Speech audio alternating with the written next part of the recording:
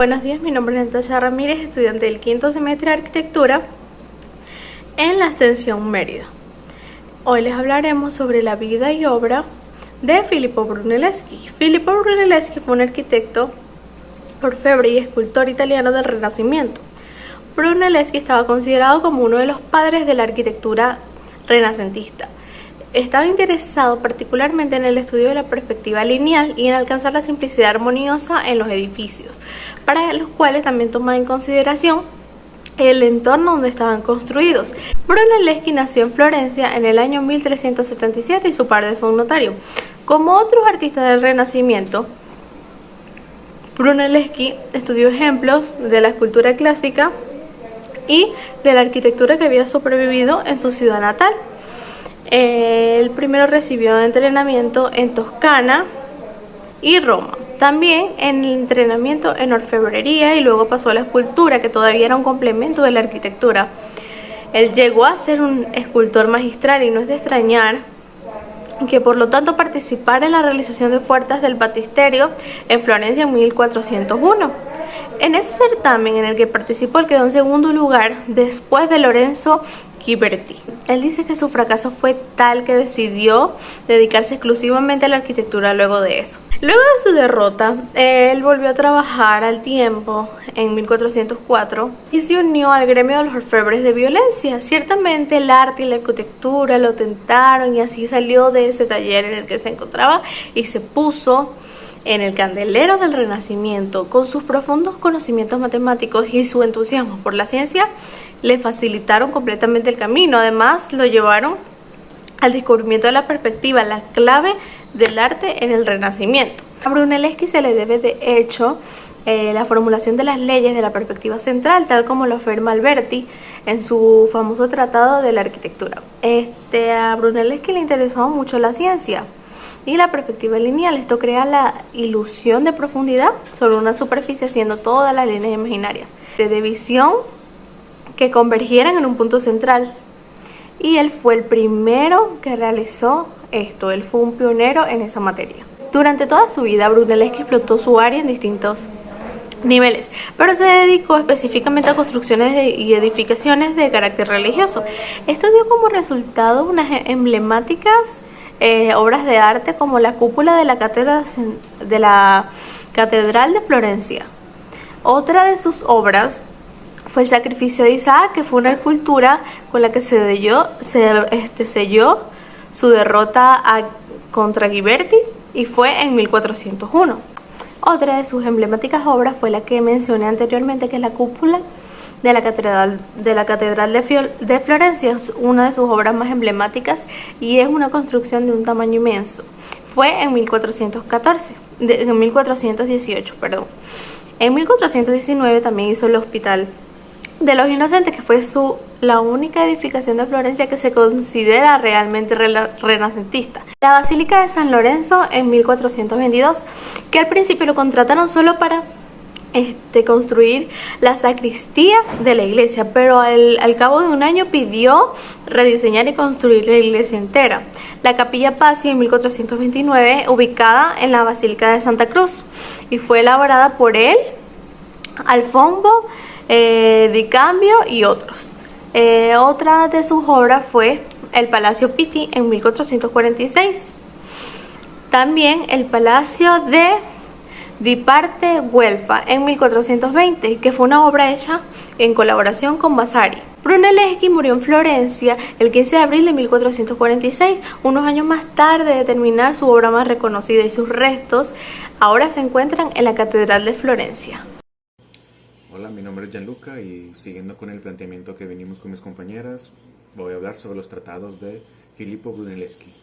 Filippo Brunelleschi fue un ingeniero y arquitecto italiano durante la época del Renacimiento. Tuvo muchas influencias a través de la arquitectura clásica de la época, además de sus obras más destacadas, como la Catedral del Fiore en Firenze. Pero hablando desde el apartado de tratados, lamentablemente Brunelleschi no tuvo ningún tipo de tratado o escrito genuinamente. Sin embargo, su más destacable tratado se basa en el análisis de sus obras antiguas, además de sus relaciones que tenían con sus contemporáneos de la época y sus sucesores, que a lo largo del tiempo fueron esparciendo la trayectoria del arquitecto Brunelleschi.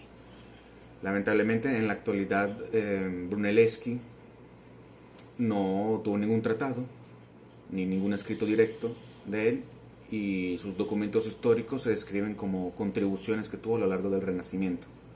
En resumen, Filippo Brunelleschi tuvo un papel crucial durante la transición del arte y la arquitectura del medieval, del Renacimiento, contribuyendo a rivalizaciones entre la cultura europea a través de sus innovaciones y enfoque inspirado en la antigüedad clásica de la arquitectura del Renacimiento en Europa. Muy buenos días, mi nombre es Abigail Díaz y vamos a conocer y aprender más sobre León Battista Alberti.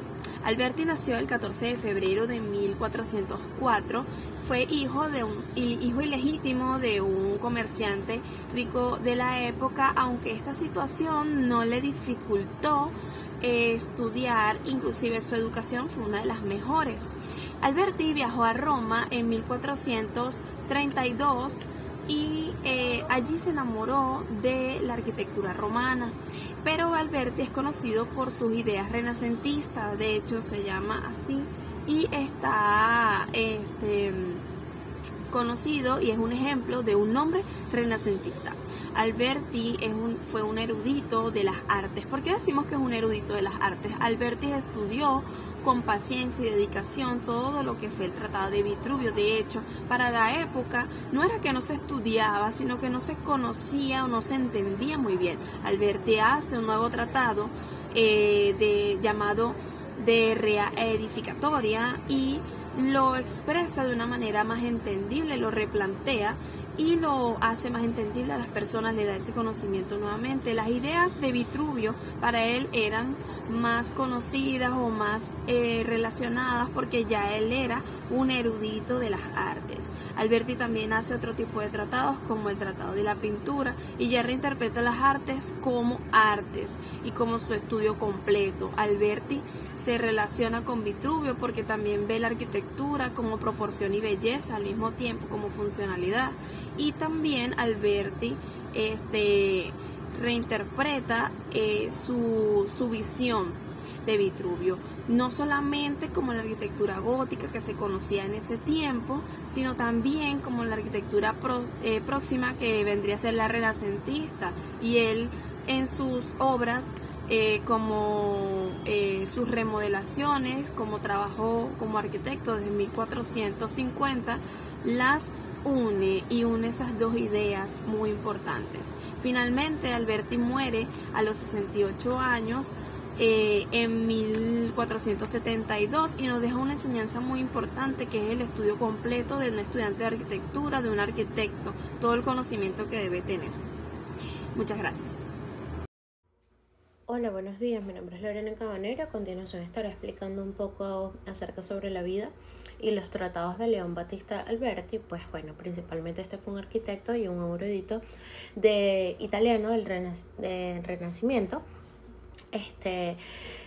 Tenemos que una de las facetas más importantes de su vida de Alberti fueron sus tratados teóricos, por los que hoy en día conocemos los pensamientos artísticos. Dentro de esos tratados tenemos el de la pintura y el de reedificatoria. Básicamente el de la pintura es un tratado acerca de la pintura escrito en latín por un humanista genovés, que es León Battista Alberti. Esta obra tuvo poca circulación, motivo por el cual fue publicada nuevamente. Esta vez fue fiorentino vernacular y con dedicatoria filipino. En el 17 de julio de 1436 tenemos que el otro tratado es un tratado de los 10 libros acerca de la arquitectura, escrito en el latín por el humanista Alberti en el año 1450, durante su permanencia en Roma. Es considerado el tratado arquitectónico más significativo de la cultura humanística. También tenemos básicamente este tratado es una obra fundamental en la teoría de la arquitectura renacentista. Este fue uno de los primeros tratados modernos sobre la arquitectura. En este tratado, Alberti establece los principios básicos de la arquitectura, como la proporción, la simetría, la belleza, y también aborda temas como la construcción de edificios, elección de materiales y la importancia de la armonía entre las partes de una estructura. Este tratado tuvo gran influencia en el desarrollo de la arquitectura renacentista y posteriormente se convirtió en una referencia para los arquitectos de su época. Su enfoque en la belleza y la armonía en el diseño arquitectónico han sido valorados y estudiados hasta el día de hoy. Muchas gracias.